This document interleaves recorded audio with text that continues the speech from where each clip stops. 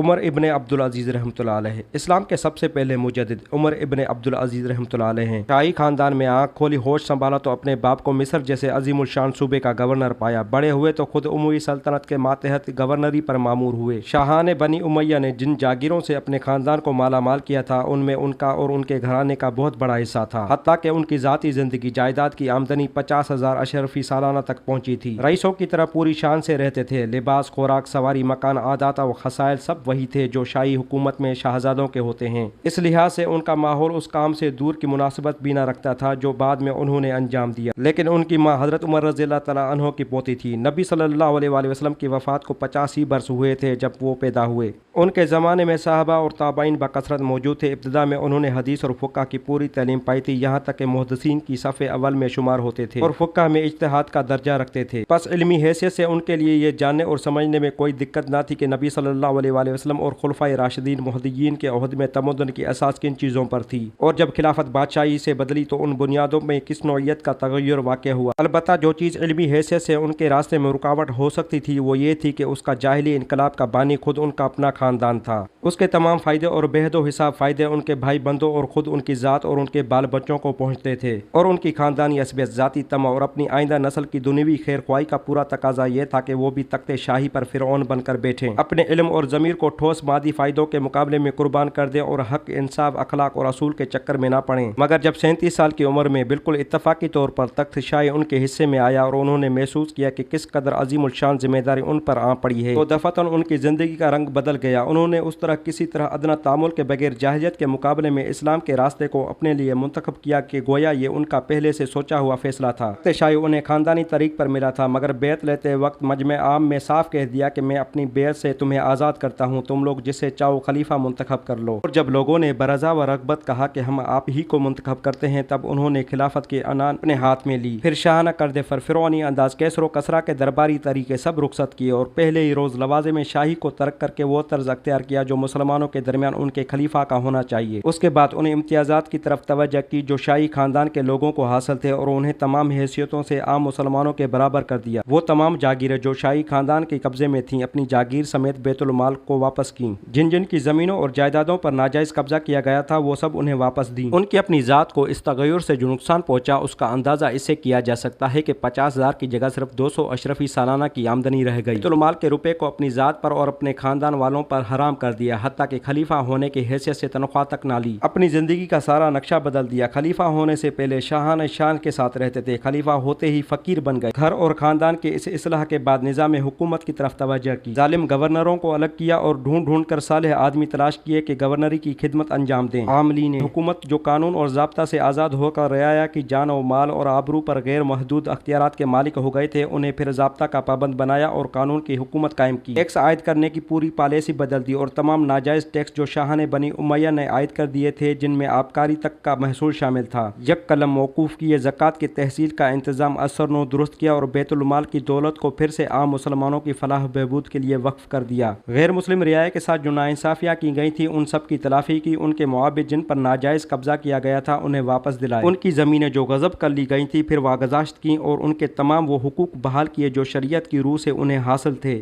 عدالت کو انتظام حکومت کے دخل سے آزاد کیا اور حکم بین الناس کے ضابطے اور اسپرٹ دونوں کو شاہی نظام کے اثرات سے پاک کر کے اسلامی اصول پر قائم کر دیا۔ اس طرح حضرت عمر بن عبدالعزیز کے ہاتھوں سے اسلامی نظام حکومت دوبارہ زندہ ہوا۔ پھر انہوں نے سیاسی اقتدار سے کام لے کر لوگوں کی ذہنی، اخلاقی اور معاشرتی زندگیوں سے جاہلیت اور ان کے اثرات کو نکالنا شروع کیا جو نصف صدی کے جاہلی حکومت کے سبب سے اجتماعی زندگی میں پھیل گئے تھے۔ فاسد عقیدوں کی اشاعت کو روکا، عوام کی تعلیم کا وسیع پیمانے پر انتظام کیا، قرآن، حدیث اور فقہ کے علوم کی طرف اہل دماغ طبقوں کی توجہات کو دوبارہ منعطف کیا اور ایک ایسی علمی تحریک پیدا کر دی جس کے اثر سے اسلام کو ابو حنیفہ، مالک، شافعی اور احمد بن حنبل رحمہ اللہ جیسے مجتہدین میسر آئے۔ اتباع شریعت کی روح کو تازہ کیا۔ شراب نوشی، تصویر کشی اور عیش و تنم کی بیماریاں جو شاہی نظام کی بدولت پیدا ہو چکی تھیں ان کا انسداد کیا۔ اور فی الجملہ وہ مقصد پورا کیا جس کے لیے اسلام اپنی حکومت قائم کرنا چاہتا ہے۔ بہت ہی قلیل مدت میں اس انقلاب حکومت کے اثرات عوام کی زندگی اور بین الاقوامی حالات پر مرتب ہونا شروع ہو گئے۔ ایک راوی کہتا ہے کہ ولید رضی اللہ تعالیٰ عنہ کے زمانے میں جب لوگ آپس میں بیٹھتے تو امارات اور باغوں کے متعلق گفتگو کرتے۔ سلیمان بن عبد المالک کا زمانہ آیا تو عوام کا مذاق شہوانیت کی طرف متوجہ ہوا، مگر عمر بن عبد العزیز حکمران ہوئے تو حالت یہ تھی کہ جہاں 4 آدمی جمع ہوتے نماز، روزہ اور قرآن کا ذکر چھڑ جاتا تھا۔ غیر مسلم رعایا پر اس حکومت کا اتنا اثر ہوا کہ ہزار در ہزار آدمی اس مختصر سی مدت میں مسلمان ہو گئے، اور جزیہ کی آمدنی دفعتاً اتنی گھٹ گئی کہ سلطنت کے مالیات اس سے متاثر ہونے لگے۔ مملکت اسلامی کے اطراف میں جو غیر مسلم ریاستیں موجود تھیں، حضرت عمر ابن عبد العزیز نے انہیں اسلام کی طرف دعوت دی اور ان میں سے متعدد ریاستوں نے اس دین کو قبول کر لیا۔ اسلامی حکومت کی سب سے بڑی حریف سلطنت اس وقت روم کی سلطنت تھی، جس کے ساتھ 1 صدی سے لڑائیوں کا سلسلہ جاری تھا اور اس وقت بھی سیاسی کشمکش چل رہی تھی۔ مگر عمر ابن عبد العزیز کا جو اخلاقی اثر روم پر قائم ہوا، اس کا اندازہ ان الفاظ سے کیا جا سکتا ہے جو ان کے انتقال کی خبر سن کر خود قیصر روم نے کہے تھے۔